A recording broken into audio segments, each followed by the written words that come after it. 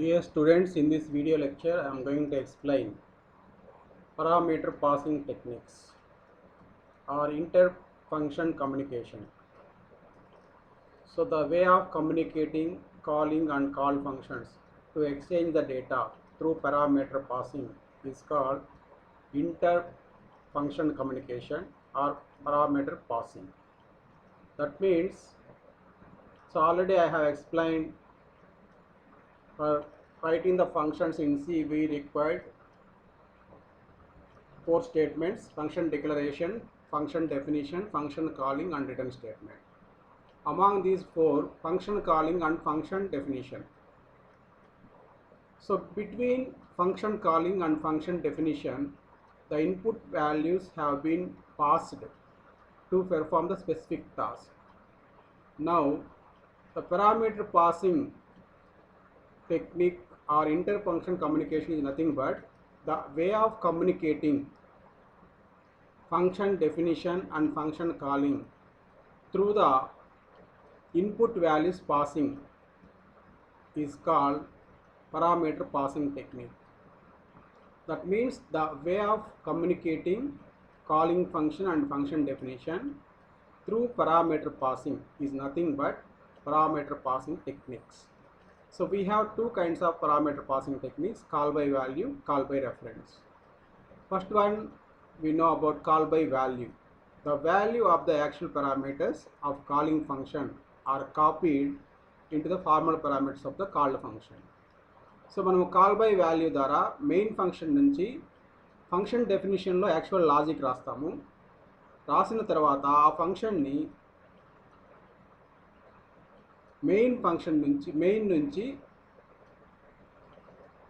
Function call చేయడం ద్వారా you will get the functionality.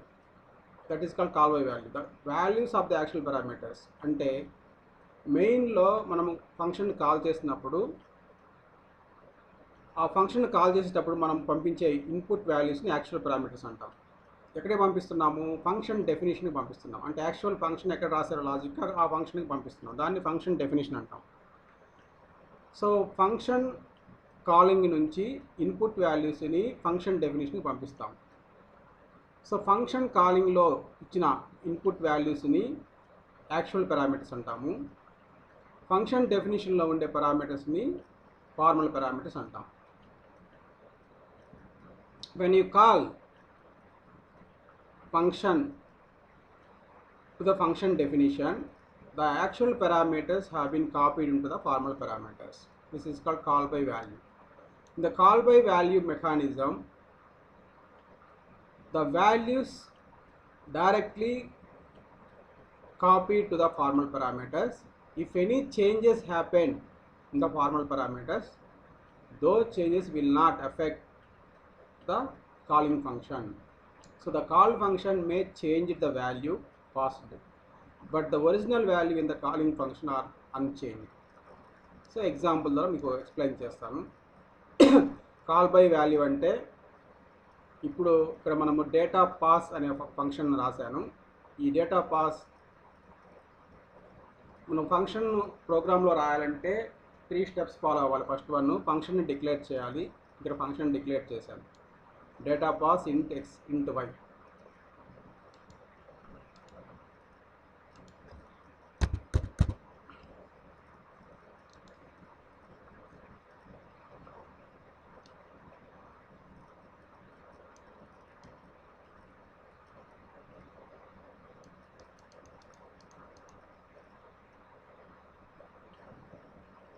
So this is a program. Through this program I am going to explain call by value mechanism. Call by వాల్యూలో ఏం చేస్తామంటే మనం ఫంక్షన్ని main నుంచి call చేస్తాము. Function logic main తర్వాత రాస్తాము. ఇక్కడ ఫంక్షన్ వచ్చి స్వాప్ అనే ఫంక్షన్. ఈ స్వాప్ అనే ఫంక్షన్ ఏం చేస్తుందంటే ఏ బి వాల్యూస్ని ఇంటర్చేంజ్ చేస్తుంది. అంటే ఏలో ఉండే వాల్యూని బీలోకి మారుస్తుంది, బీలో ఉండే వాల్యూని ఏకి మారుస్తుంది. దీన్ని స్వాపింగ్ అంటాం. ఆ స్వాపింగ్ లాజిక్ రాశాను. ఇక్కడ స్వాప్ అనే ఫంక్షన్ రాశాను. ఈ స్వాప్ అనే ఫంక్షన్లో ఏం చేస్తున్నాను చూడండి. టెంపరరీ ఒక వేరియబుల్ తీసుకొని ఎక్స్ వాల్యూని టెంపరీలో స్టోర్ చేస్తాము, అండ్ ఎక్స్ వాల్యూలోకి వై వాల్యూని స్టోర్ చేస్తాను, మళ్ళీ వై వాల్యూకి టెంపరీ చేస్తాం. అంటే టెంపరీ అనే వేరియబుల్లో ఎక్స్ వాల్యూని స్టోర్ చేసుకొని ఎక్స్లో వై వాల్యూని పేర్ చేసిన తర్వాత మళ్ళీ వైలో టెంపరీ చేస్తాం. This is the swapping concept. ఈ స్వాపింగ్ లాజిక్ రాశాను ఇక్కడ. ఇది ఫంక్షన్ డెఫినేషన్ అంటాం.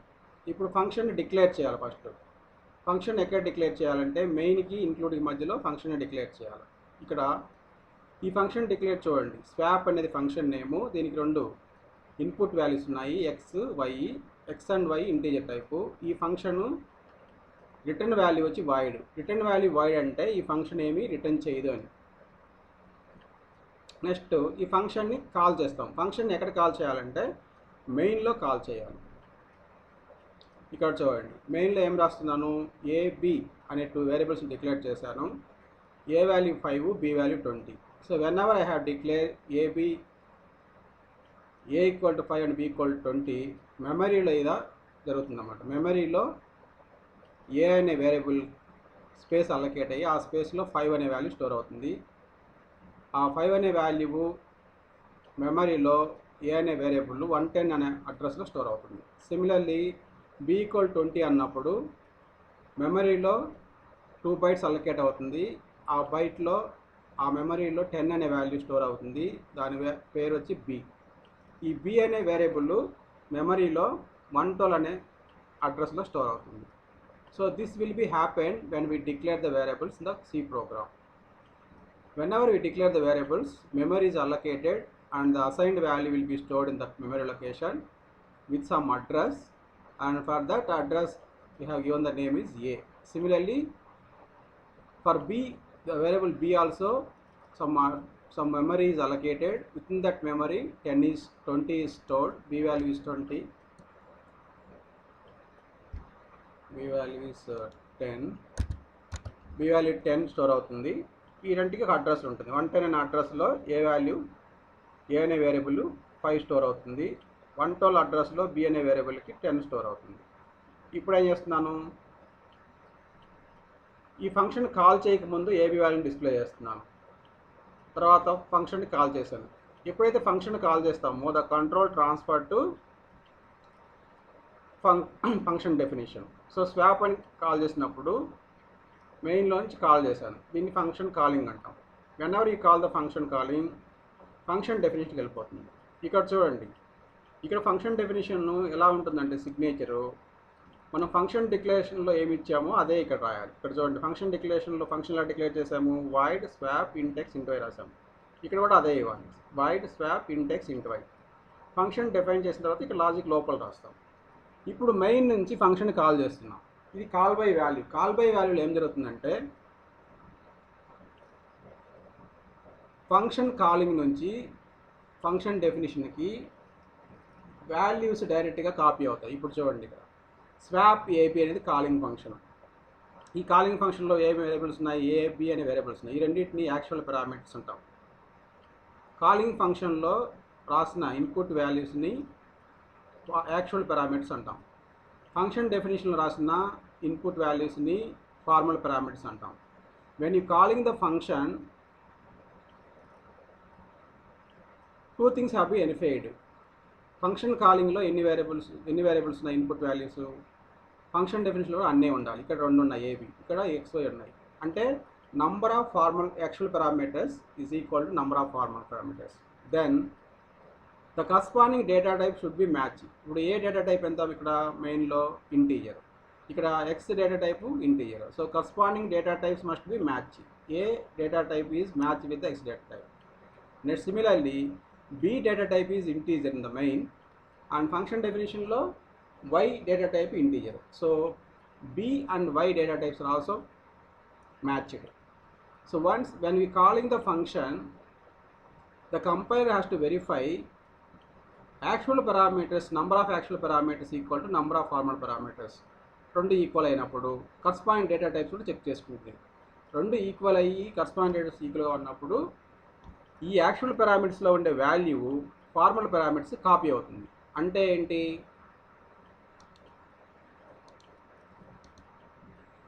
ఇప్పుడు ఏలో ఎంత ఉంది వాల్యూ, ఇక్కడ అసైన్ మెయిన్ మేము అసైన్ చేసాం 5.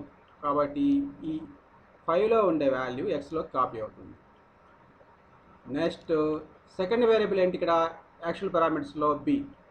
So second variable actual parameter బీలో ఎంత ఉంది వాల్యూ, ఇక్కడ మెయిన్లో 10 అసైన్ చేసాం కాబట్టి బీలో ఉండే 10 వాల్యూ ఎక్స్లోకి కాపీ అవుతుంది.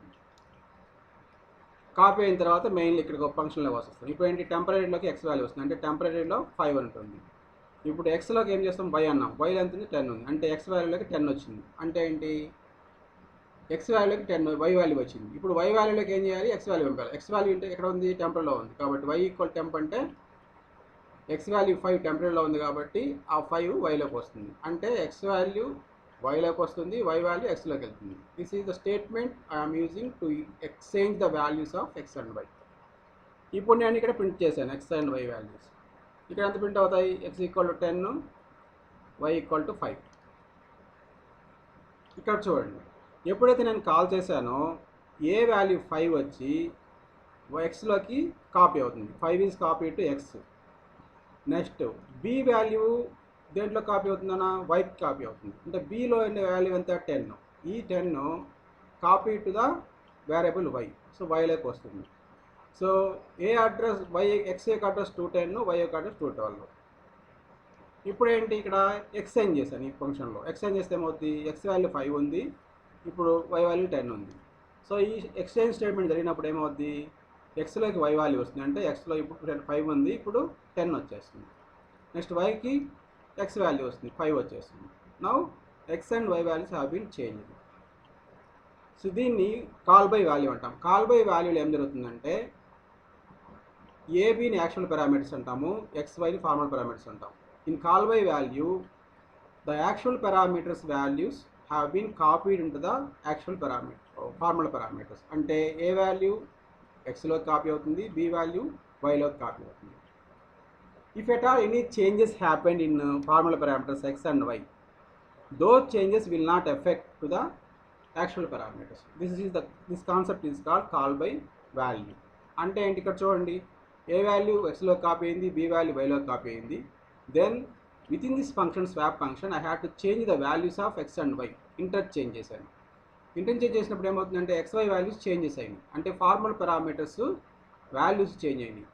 ఇప్పుడు ఫార్మల్ పారామీటర్స్ వాల్యూ చేంజ్ అయితే ఆ చేంజెస్ యాక్చువల్ పారామీటర్స్కి ఎఫెక్ట్ కావు. దీన్ని కాల్ బై వాల్యూ అంటాం. కాల్ బై వాల్యూలో ఏం జరుగుతుందంటే when you call the function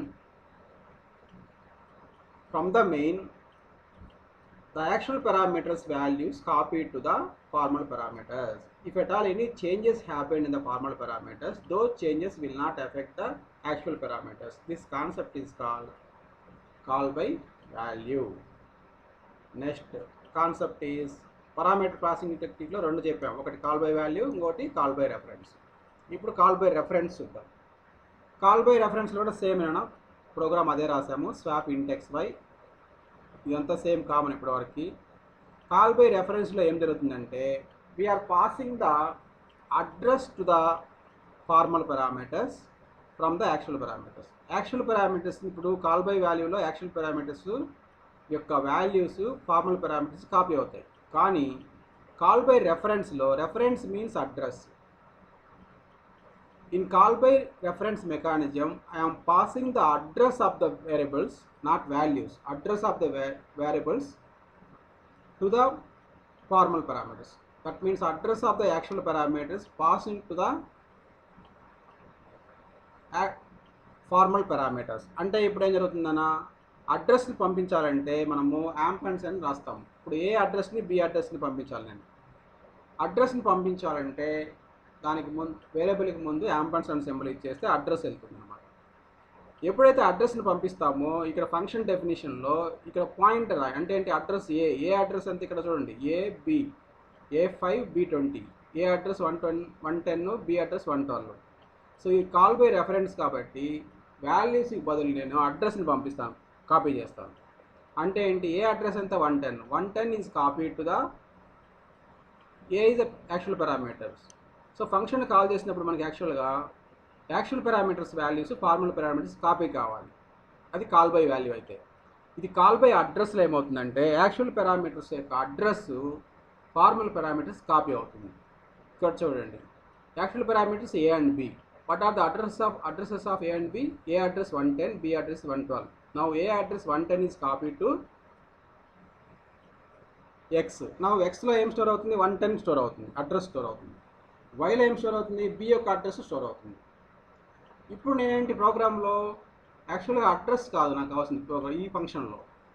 ఈ అడ్రస్లో ఉండే వాల్యూ కావాలి. అడ్రస్లో ఉండే వాల్యూ కావాలంటే మనకు పాయింటర్స్ కాన్సెప్ట్ చెప్పినప్పుడు 2 సింబల్స్ చెప్పాను. పాయింటర్ ఇచ్చేసినప్పుడు యాంపర్సెంట్ ఇచ్చేస్తే అడ్రస్ వస్తుంది. యాంపర్సెంట్ ప్లేస్లో స్టార్ పెడితే ఆ అడ్రస్లో ఉండే వాల్యూ వస్తుంది. ఇప్పుడేంటి ఎక్స్లో ఏముంది? ఏ యొక్క అడ్రస్ ఉంది. నాకేం కావాలి? ఎక్స్ యొక్క వాల్యూ కావాలి. అంటే అడ్రస్కి ముందు పాయింటర్ ఇచ్చేస్తే ఈ స్టార్ సింబల్ ఏం చేస్తుందంటే ఎక్స్ అనే అడ్రస్లో ఉండే వాల్యూని తీసుకుంటుంది. సో ఎక్స్లో ఏం అడ్రస్ ఉంది? 110 అడ్రస్ ఉంది. ఈ 110 అడ్రస్లో ఏం వాల్యూ ఉంది? సి ఇక్కడ 110 అడ్రస్లో ఏముంది? 5 ఉంది. అంటే ఎక్స్ ఇంట్ ఎక్స్ స్టార్ ఎక్స్ అంటే ఈ స్టార్ అండ్ ఎక్స్ అనేది ఏ యొక్క అడ్రస్, స్టార్ ఎక్స్ అంటే ఏ యొక్క అడ్రస్లో ఉండే వాల్యూని తీసుకుంటుంది. అంటే 5ని తీసుకుంటుంది. 5ని తీసుకొని టెంపరీ స్టోర్ చేస్తుంది.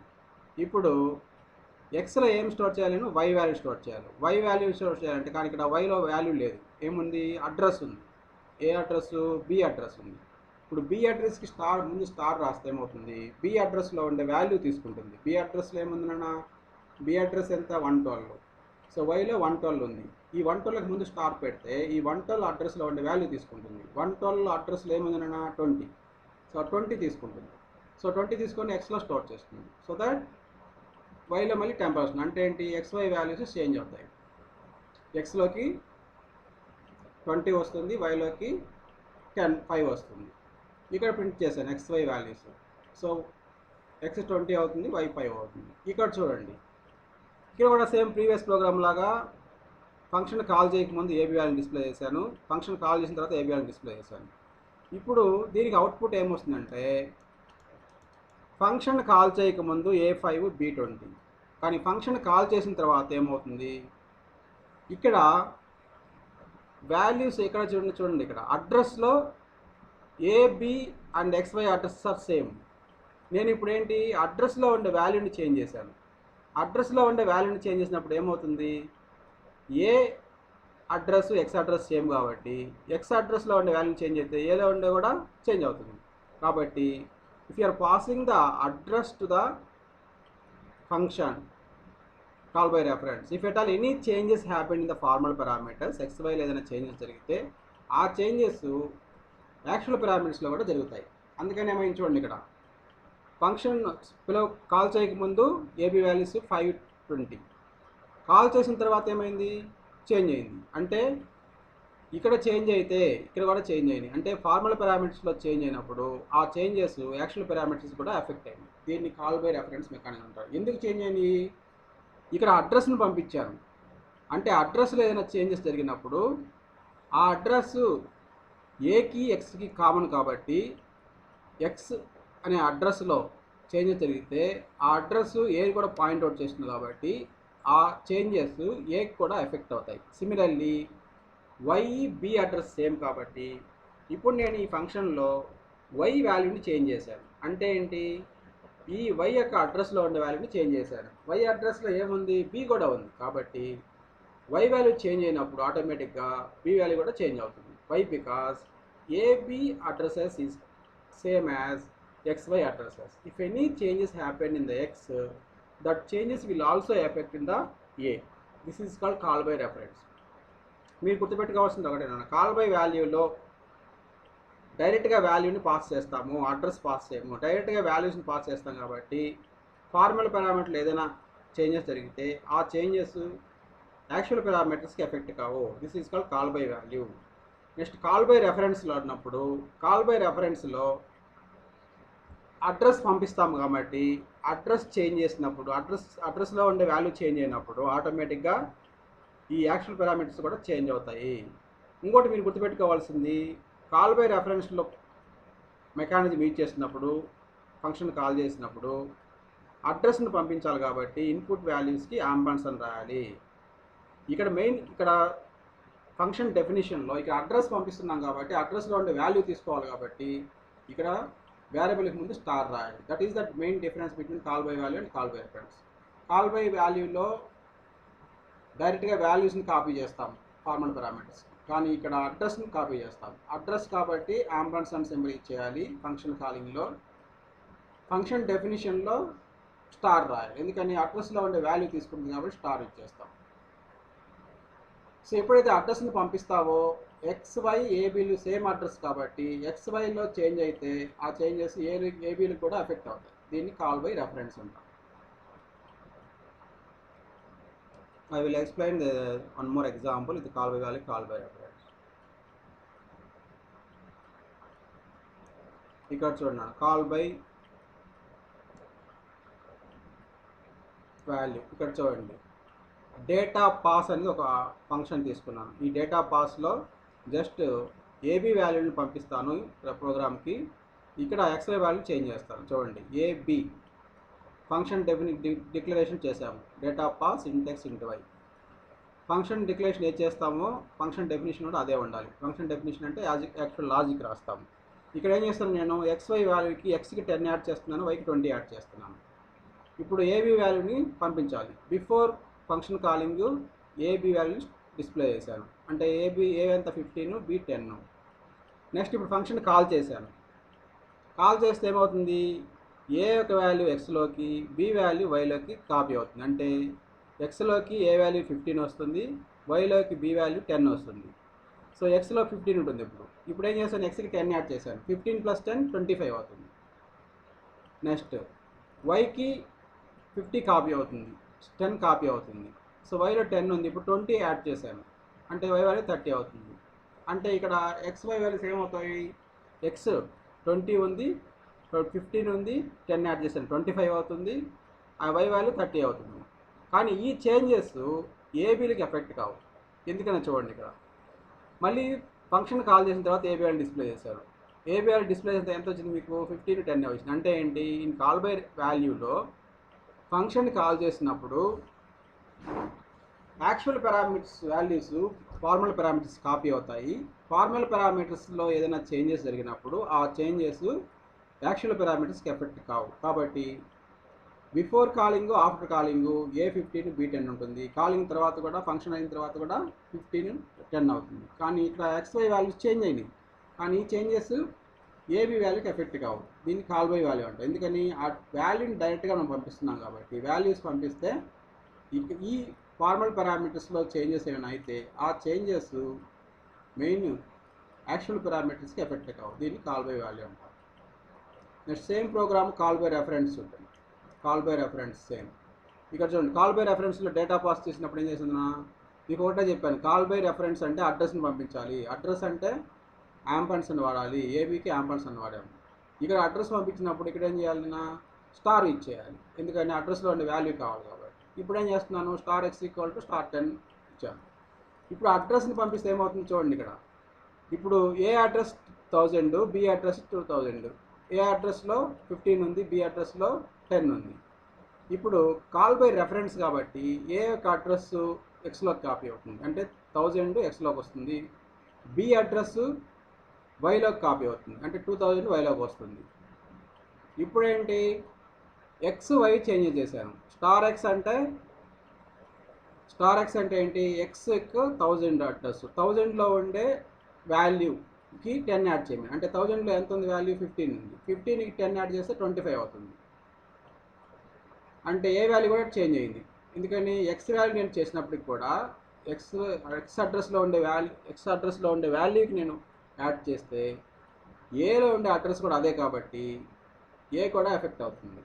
అదేవిధంగా Yకి నేను Yలో ఉండే స్టార్ Y + 20 అంటే ఏంటి, Y అడ్రస్లో ఉండే వాల్యూకి 20 యాడ్ చేశాను. Y అడ్రస్ ఎంత, 2000. Y అడ్రస్లో ఎంత ఉంది వాల్యూ, 10 ఉంది. 10కి ఎంత యాడ్ చేసినా 20 అయింది. అంటే Y వాల్యూ ఎంత అవుతుంది, 30 అవుతుంది. ఈ Y వాల్యూ 30 B కూడా ఎఫెక్ట్ అవుతుంది. ఎందుకని Y యొక్క అడ్రస్ B అడ్రస్ కూడా సేమే. నేను Y అడ్రస్లో ఉండే వాల్యూని చేంజ్ చేశాను కాబట్టి ఆటోమేటిక్గా ఇది B అడ్రస్ కూడా కామన్ కాబట్టి B అడ్రస్లో కూడా వాల్యూ చేంజ్ అవుతుంది. B అడ్రస్లో ఎంత ఉంది, 10 ఉంది, 10 కాస్త 30 అవుతుంది.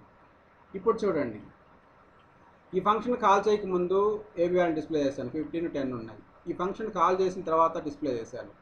ఇప్పుడు ఏమైనవి, ఈ ఫంక్షన్ కాల్ చేసినప్పుడు ఫార్మల్ పారామీటర్స్ వాల్యూస్ చేంజ్ అయినాయి ఇక్కడ function formal parameters values. So because it is a call by reference కాబట్టి if at all any changes happen in the formal parameters, those changes will affect the actual parameters a and b. ఎందుకని, a b and x y having the same address. కాబట్టి ఈ అడ్రస్లో ఉండే వాల్యూని change చేస్తున్నాను కాబట్టి నేను ఆటోమేటిక్గా ఏ వాల్యూ చేంజ్ అవుతుంది. అదేవిధంగా బి అడ్రస్లో ఉండే వాల్యూని చేంజ్ చేస్తున్నాను కాబట్టి బి వాల్యూ కూడా చేంజ్ అవుతుంది. కాబట్టి in call by reference mechanism are technique, if any the address of the actual parameters copied to the formal parameters. If at all any changes happen in the formal parameters, those changes will affect the actual parameters. This concept is called call by reference. రెండుకి difference ఒకసారి చెప్తా చూడండి అన్న. Call by వాల్యూలో actual parameters నుంచి వాల్యూస్ని డైరెక్ట్గా formal parameters copy అవుతాయి. వాల్యూస్ కాపీ అవుతాయి కాబట్టి ఫార్మల్ పారామీటర్స్ ఏదైనా చేంజెస్ జరిగితే ఆ చేంజెస్ యాక్చువల్ పారామీటర్స్కి ఎఫెక్ట్ కావు. ఇది call by value mechanism. Call by reference ఏమవుతుందంటే యాక్చువల్ పారామీటర్స్ యొక్క వాల్యూస్కి బదులు అడ్రస్ని పాస్ చేస్తాము. అడ్రస్ని పాస్ చేసినప్పుడు formal parameters actual parameters same address ఉంటుంది కాబట్టి ఫార్మల్ పారామీటర్స్లో ఏదైనా చేంజెస్ జరిగితే ఆ చేంజెస్ యాక్చువల్ పారామీటర్స్కి అఫెక్ట్ అవుతాయి. దీన్ని కాల్ బై రెఫరెన్స్ అంటాము. కాల్ బై రెఫరెన్స్లో మీరు గుర్తుపెట్టుకోవాల్సింది, ఫంక్షన్ కాల్ చేసినప్పుడు ఇన్పుట్ వాల్యూస్ వేరియబుల్స్కి ముందు యాంపర్సండ్ యూజ్ చేయాలి. ఎందుకంటే యాంపర్సండ్ ఇండికేట్స్ అడ్రస్. మనం కాల్ బై రెఫరెన్స్లో అడ్రస్ని పాస్ చేస్తున్నాం కాబట్టి వేరియబుల్స్ ముందు యాంపర్సండ్ యూజ్ చేస్తే ఆటోమేటిక్గా ఆ వేరియబుల్స్ యొక్క అడ్రస్ పాస్ అవుతుంది. ఎప్పుడైతే ఇక్కడ అడ్రస్ పాస్ చేసామో యాంపర్సండ్ యూజ్ చేసి స్టార్ అనే ఆపరేటర్ యూజ్ చేయాలి. స్టార్ అనే ఆపరేటర్ ఏం చేస్తుందంటే అడ్రస్లో ఉండే వాల్యూని తీసుకుంటుంది. ఇప్పుడు నేను ఏ అడ్రస్ని పంపించాను, ఏ అడ్రస్ ఎక్స్లో కాపీ అవుతుంది, కానీ నాకు కావాల్సింది ఏ యొక్క వాల్యూ కాబట్టి ఈ అడ్రస్ ఏ యొక్క అడ్రస్ ఎక్స్లోకి వస్తుంది.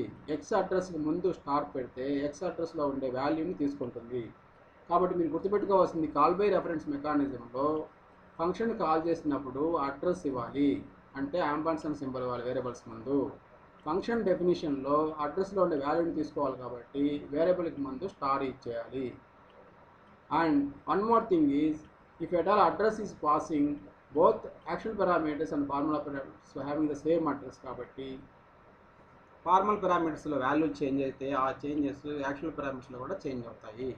This concept is called parameter mechanism, parameter passing techniques in function calling. It is an important question. Most of the time you will get in the final examination.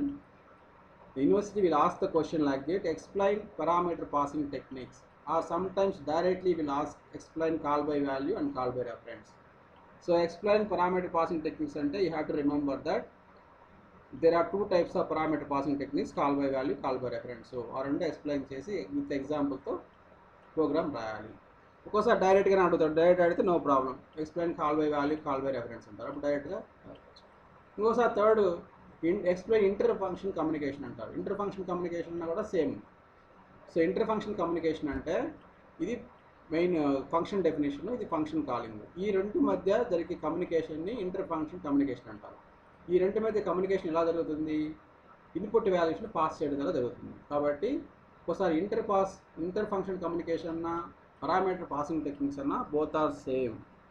Don't confuse. Sometimes you may be give the question indirectly also. Explain inter function communication అన్నప్పుడు you have to remember that inter function communication అంటే calling ఫంక్షన్కి function డెఫినేషన్కి మధ్య జరిగే communication. ఈ రెండింటి communication ఎలా జరుగుతుంది, passing the parameters, passing the values. Passing the parameters అనేది రెండు టెక్నిక్స్ ఉన్నాయి again, call by value, call by reference. So question ఎలా అడిగినా మీకు జవాబు ఇదే రాయాలి. Thank you. Next class I will explain how to pass arrays to the function and how to pass structures to the function. Thank you.